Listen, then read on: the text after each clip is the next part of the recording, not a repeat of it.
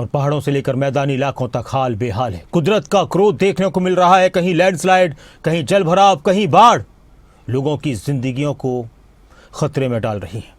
बहुत सारे लोगों की जान चली गई, जान माल का बड़ा नुकसान हो चुका है।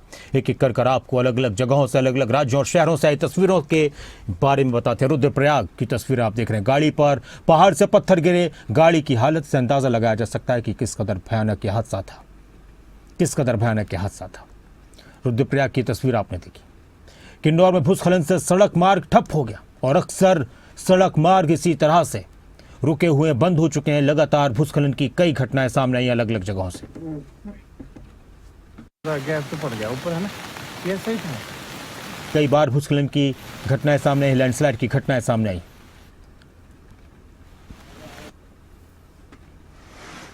और सोलन में मकान ढह गया, कई जगह भूस्खलन हुआ है। इंसान की जिंदगी भर की कमाई पल भर में नेस्तनाबूद हो जाती है और इसके साथ ही सड़कों पर रास्ते बंद हो जाते हैं, लोगों की आवाजाही की दिक्कतें बढ़ जाती हैं। ये बिलासपुर की तस्वीरें हैं। हिमाचल प्रदेश में कई मकानों में दरारें आई हैं और लोग अब डर के साए में जीने पर मजबूर हैं कि न जाने कब कोई बड़ा हादसा हो जाए। चंबा जो बहुत ज़्यादा प्रभावित हुआ है, चंबा के कई इलाके ऐसे हैं कि अभी तक वहाँ पर ठीक तरीके से लोगों का संपर्क नहीं हो पा रहा। कट चुके हैं पूरी तरह से कई गांव चंबा के अलग अलग क्षेत्रों से और मणि महेश यात्रा पर बहुत ज़्यादा असर पड़ा है। कई लोगों की मौत की खबर है। तो वहीं मनाली के हालात भी इस बार बहुत ख़राब नजर आए। बारिश ने हालात बिगाड़ दिए हैं। जगह जगह रोते बिलखते लोगों की तस्वीरें सामने आ रही।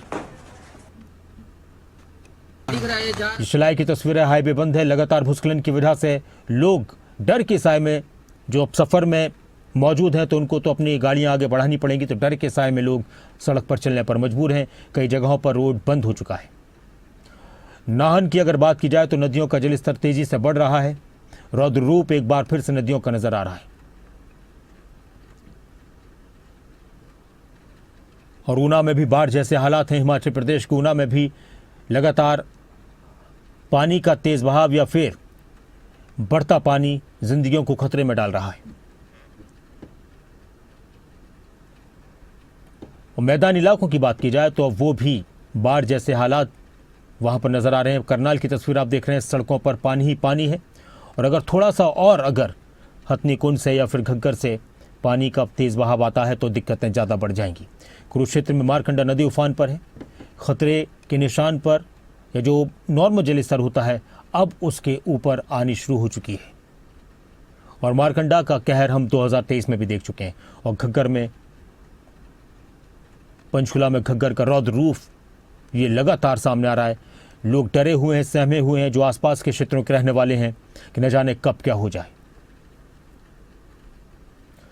हिमाचल प्रदेश के बाद पहाड़ी राज्य उत्तराखंड में भी इस बार बुरे हालात हैं। कई घटनाएं हुई हैं बादल फटने की भी। और अल्मोड़ा उत्तराखंड के अंदर भी लैंडस्लाइड की वजह से रास्ते बंद हो चुके हैं, ख़राब हो चुके हैं, बर्बाद हो चुके हैं।